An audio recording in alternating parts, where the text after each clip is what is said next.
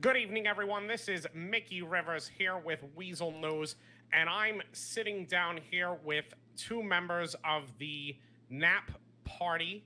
I have on my right here Mr. James Paxton, and he's joined today by Mr. Castor Taylor.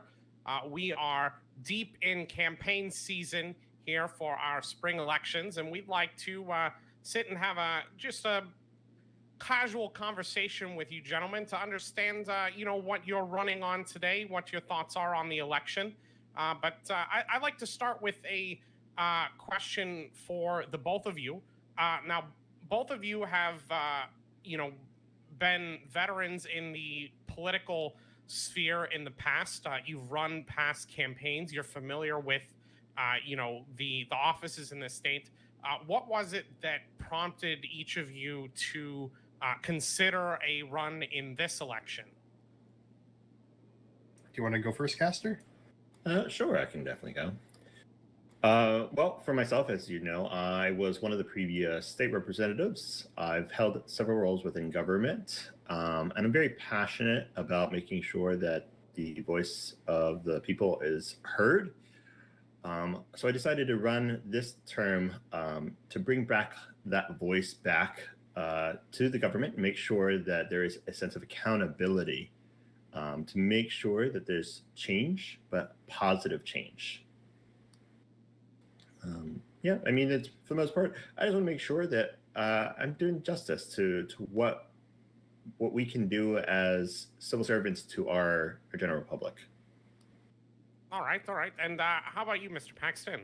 Well, for those of you who don't know, I'm a former state representative and former governor. I was elected about 8 months ago now for the term prior to this one, and I retired from politics. But it grappled me back into it. I think that I could echo Castor's point of accountability, and that was one of the big reasons why I ran, to make sure that the government is being accountable to its citizens, that it's behaving in an appropriate manner, sort of consistent with the way government should be ran, the way that we have to do what the people elected us for, and we have to respect the office that we're in. And I think that I can bring a lot of experience and knowledge to the office of state representative. I was one of the first elected into the new legislature, and it was fantastic, and I'd like to go back and make a real change.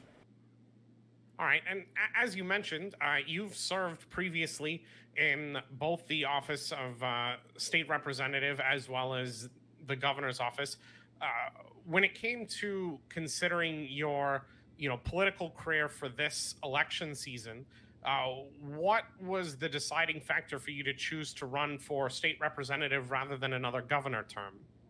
I feel like when I was in the governor's office, while I was involved in a great many things on the level of the executive, coming into the governorship, we had some issues with some of the departments around the state, and I think that we really improved a lot of things. But I found that my passion was really drafting laws, writing laws, rather than the day-to-day management of a government, to be able to sit down with the people and figure out what they want and draft a law around that. I just have more freedom to do that as a representative than I would have in the governor's seat. And I also like just being a part of government. I like working with the people that I worked with in government before. And when you're the executive, you really don't have you have your lieutenant governor, but you really don't have another shoulder to lean on. But as a representative, you have a whole bunch of yous who all go through the same things, all have to participate in the same meetings, and have to go through the same laws. And so I think that's part of the reason why I wanted to run for representative rather than governor. Okay. And Mr. Taylor, based on your past experience within our political machinery and the government here within San Andreas, what is something that you have learned from that past experience that you're carrying forward into this campaign? Well, for the most part, is the transparency and the honesty that the people deserve. I'm not one to hide policy behind walls and behind red tape. I want to get the true feedback of what our citizens want.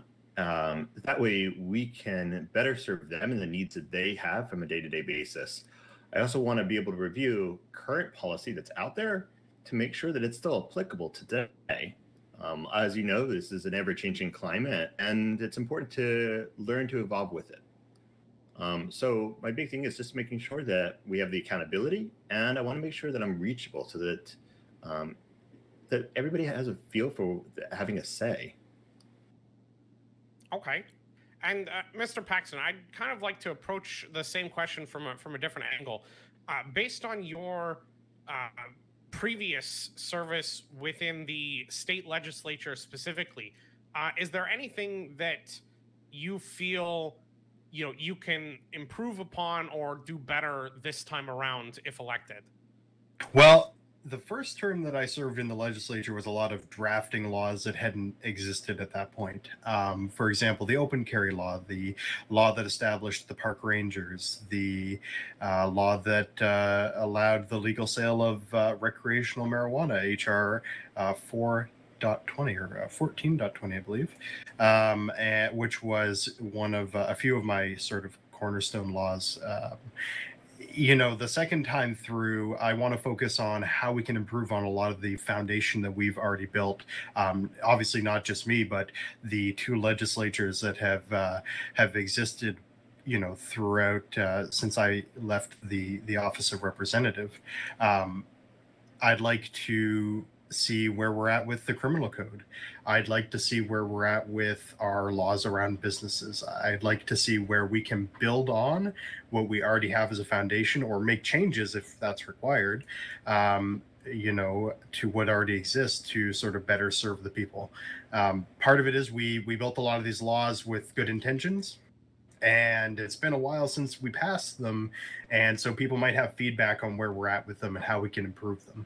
And I think that's an important sort of review step that needs to happen. All right, and as our readers on Weazel News are already aware, you recently announced the formation of this party, the Not a Political Party party. Can you talk just very briefly about what led to the creation of this party, what brings you together as politicians under this banner, and what are your impressions of the current state of political parties within San Andreas? Yeah, so from my point of view, I've always kind of detested political parties, but it seems to be all the rage, and I wanted a way to protest against them in a way, and part of that was forming the Not a Political Party party, which is just a form of protest around it. I mean, our only requirement to be part of it really is that you have good moral and ethical standing as a person. We don't care what your ideology is. We don't care what bills you might want to introduce or what way you want to vote.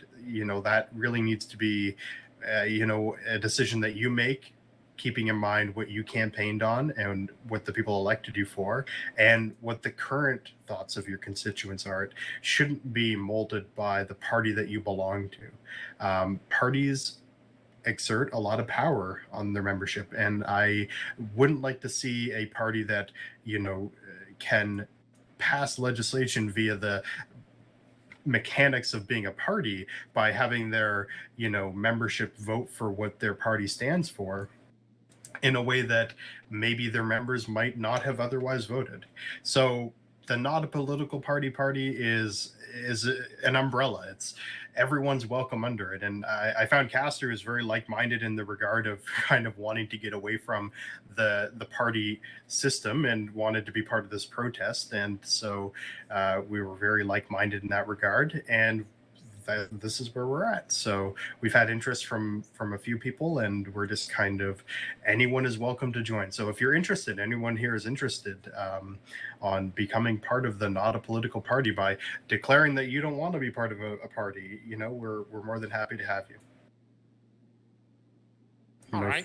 You might have anything to add there, Castor, if I covered it all. That was quite eloquently stated. Okay, well then with that in mind, Mr. Taylor, what are, say, two of the top policies or ideas that you personally would like to bring into this campaign? Well, first and foremost, I've always been an advocate for stronger employment rights, both protecting the employer and the employee. So I do want to do a review of what's currently out there and seeing what we can do to increase the capabilities of business owners to get their business out there, and also to protect the employees from potential harmful practices.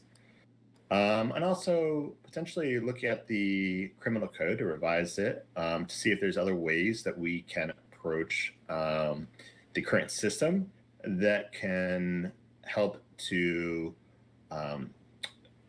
revitalize our judicial system to put our citizens back out in the workforce, or make them more productive citizens out there, not just assume that because they have done a crime that they are useless, or that putting them in prison will fix everything.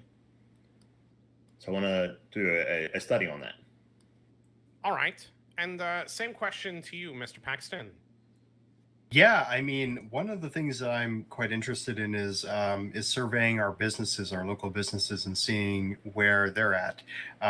Because, well, we hear things sort of colloquially or out in the public. We don't actually do a lot of qualitative analysis or surveys of businesses to figure out sort of what are your strengths and weaknesses? How can the government, the legislature, do better for you? And sort of collecting that feedback and seeing how we can maybe help businesses that might be struggling, or if we can figure out good tips from businesses that are excelling and pass them on to new entrepreneurs who are looking to start up a business. And so I think that that could be an important sort of function of the legislature, is to check in with our businesses, because they are a lot of the economy in the state, and it's important that we listen to what they have to say and see what we can do to help them. I also think that the government should be transparent. I think that, sort of echoing a lot of what Castor said in regards to why he ran it, and transparency as well, I 100% believe that the government should be more transparent. And part of that, I'd like to see our weekly meetings or bi-weekly meetings, depends on when they happen, become open to the public, where you can come in. You might have to be searched or whatnot, but you can come in and be part of a meeting. You can't participate, but you can sort of hear us bicker back and forth about the laws that are coming in, and see the process, and maybe you can form an opinion based on that. Maybe you can reach out to a representative to go, here's why I disagree with you, or here's why I don't think you should support this bill or should support this bill. And I think that having that sort of level of openness and transparency with the public would be a step in the right direction. It could be a bit of a pain to organize, but I think that we have the tools to do it. And I also think that on the topic of political parties, we should be registering them. I think that if you have a party, it should be registered with the government, and you should have to report your sort of financing if you're getting donations to your party, because if someone gives me $500 and I vote on a bill that they're involved in, that's bribery. But if someone gives my party $500 and I vote one way, well, you have to make sort of direct ties to that. And I think that having that level of transparency that you wouldn't already know happen is good. And with the taking off of political parties, I think it's relevant now more than ever that we have that level of transparency with the people of the state. All right. And we are about a week into the campaign season. So over your campaigns so far, are there any particular issues that have come up in your conversations with citizens of the state that you feel have been particular pain points or of particular interest to the folks that you've been speaking with? Castor, do you want to answer first? Well, I mean, most of the questions that I've fielded so far have been ones that are aligned to what I'm running on, in regards to businesses and the criminal code. There have been kind of some outlier ones out there, which I'd have to do a little bit more research, so I couldn't really give a personal opinion on it. But for the most part, it's been a lot of either business questions, business concerns, and a little bit about the criminal code, about revamping how certain things are being handled. Yeah, I think that I would echo the same statement that sort of there's policies that I'm pursuing, and a lot of it is based on what I've heard from people on the ground. And I'm making an effort to go and talk to businesses, to go talk to people in and around the city, and in and around the county too, because a lot of the time we politicians can forget that the state is San Andreas and we represent the whole state and not just the city of Los Santos. So as I hear things, I kind of weigh them and decide if it's something that I want to incorporate into my plan of action, let's say, if I were to get elected. All right. And if either of you were to be elected, you would, of course, find yourselves in the legislature with potentially members of other political parties or independents. Are there any ideas that you have heard of from any of the other candidates that interest you, that you would look forward to working with them on? Currently, I have not. I have not had really an opportunity to have a sit down with some of them. We're all kind of relatively busy on our campaign trails. I'd love to have an opportunity to sit down with each of them. I know that at some point, hopefully, we get a healthy conversation out there. But if they do have any topics that they're looking to put out there, I am open-minded to hear it out through the end and work with them. I mean, that's the whole point, is that we're supposed to be a team working to better San Andreas, and I'm not going to close myself off to other opportunities that maybe I didn't think about. Yeah, I would agree. I think that part of the good part about being a part of a party that isn't really a party is that we can work with whatever other party exists in the legislature. I know I have a good working relationship with Bex Lawson of the Progress Party, and I very well know Carmen McKenzie, who is my lieutenant governor after she was my chief of staff.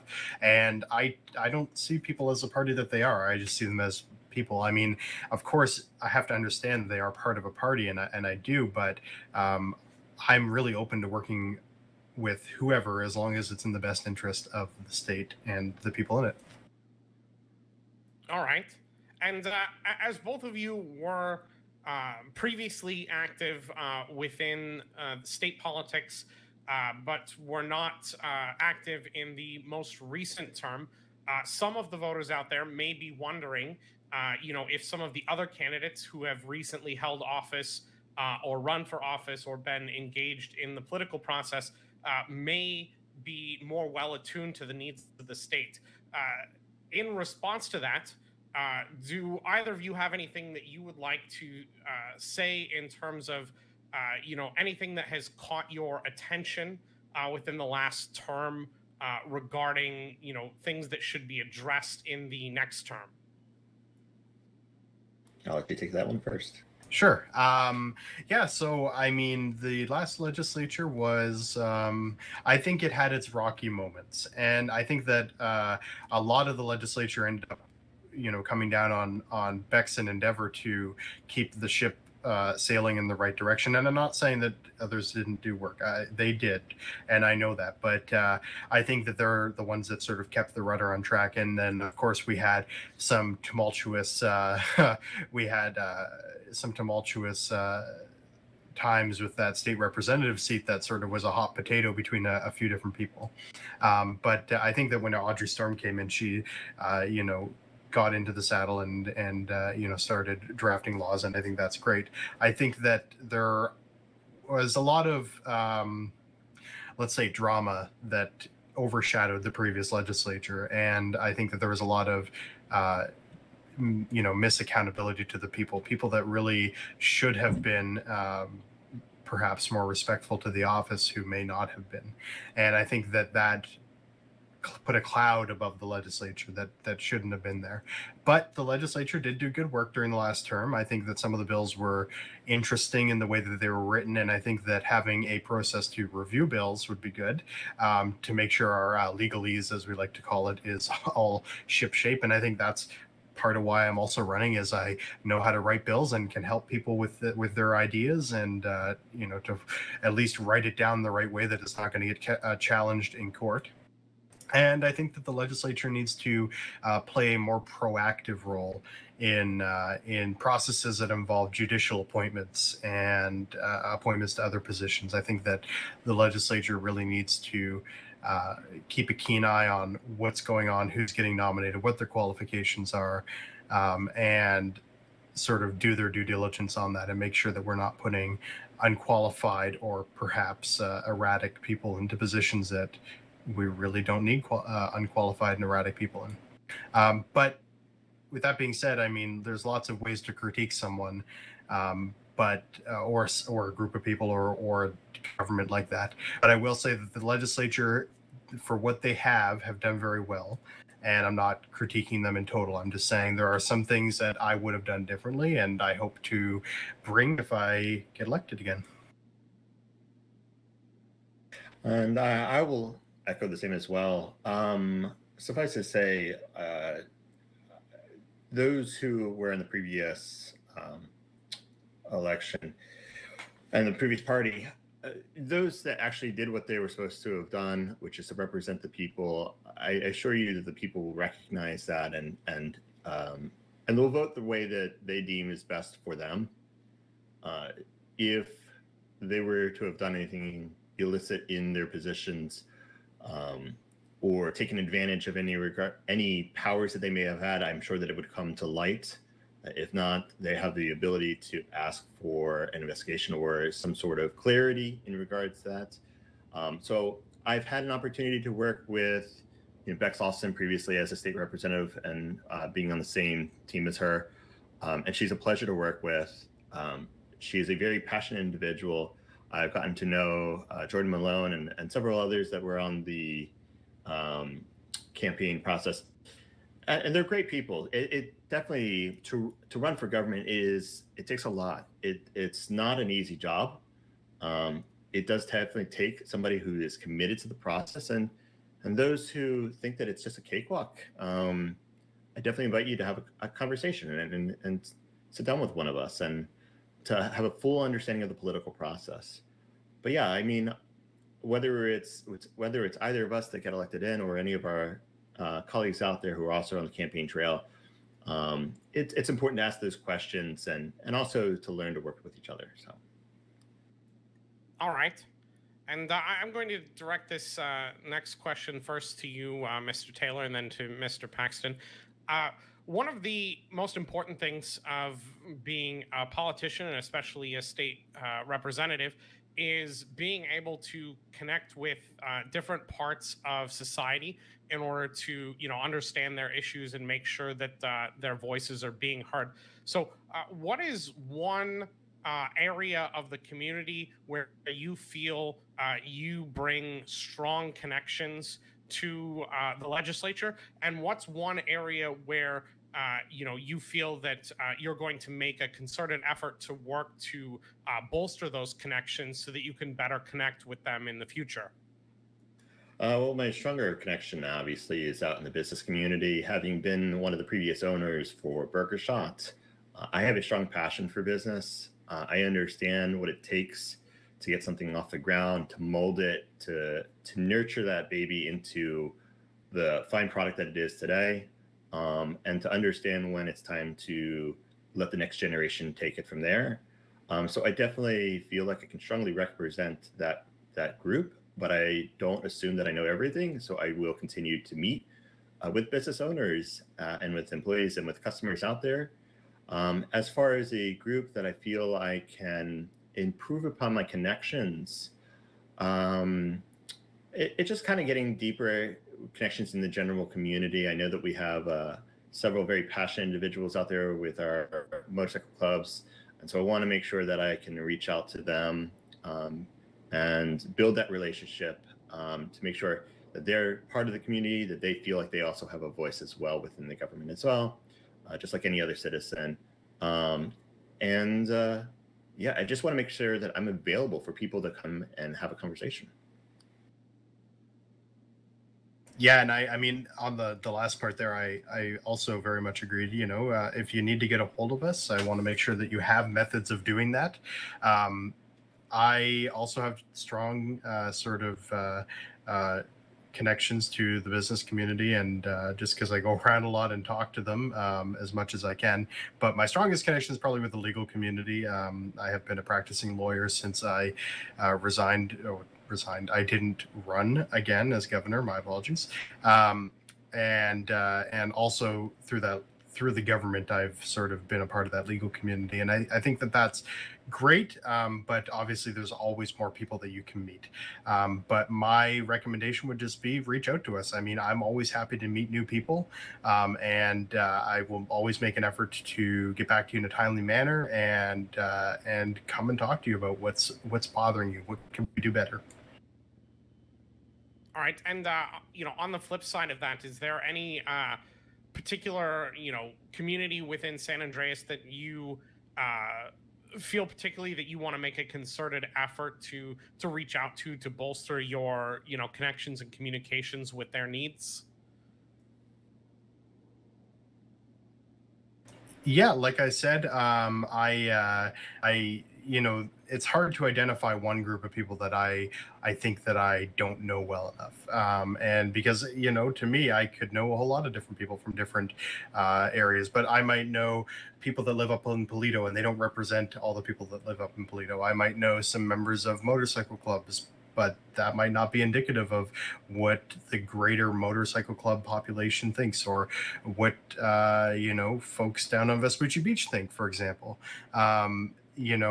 So what I would recommend is, if you think that we're not performing to what we should be, or if you have something you want to say, if you think that your community is not being represented, or if you think that you're being thrown under the bus by a piece of legislation or an action by the government, let us know. Send us an email, give us a call, come and see us if we have office hours. I mean, we're always very happy to meet if we're around. So, make that effort to reach out to us, because I don't know, I don't think that the groups of people that any of us know might be indicative of the overall group that they may be a part of. And I think that it's important that people who don't feel that they're being represented know that they can reach out.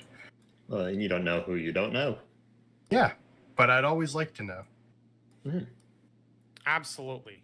Now, kind of looking forward to the rest of this campaign season, do either of you have any upcoming events or rallies of anything like that you feel that the people of San Andreas should take note of?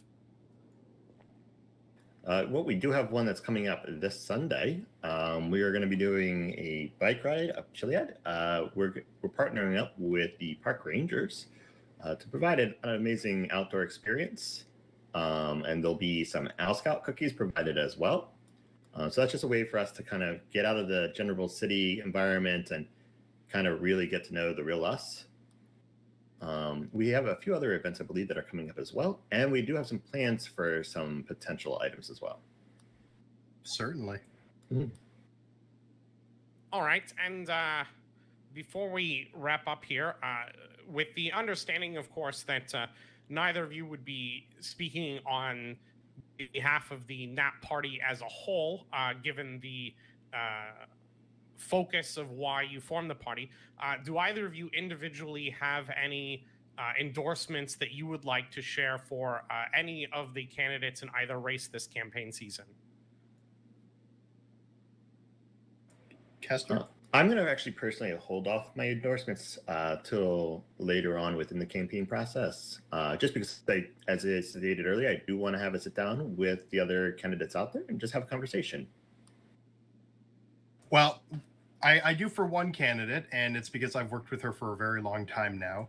I will always recommend Bex Lawson for the legislature. I think she's a fantastic representative, and I do think she really does care about government, and the people of the state. So I will always endorse her, so long as she doesn't sort of change who she is. And so that's my endorsement. All right, fantastic. Is there anything else that either of you would like to share with the people of San Andreas while we have you here today? Oh, yeah. Ready? Yeah, I mean, just a matter of get out there and ask the questions of your candidates, and if you're not affiliated with any potential party, we're the NAP, a political party, the NAP party. And there you have it, folks. You got these wonderful, comfy pillows that you can take a nap with the NAP party.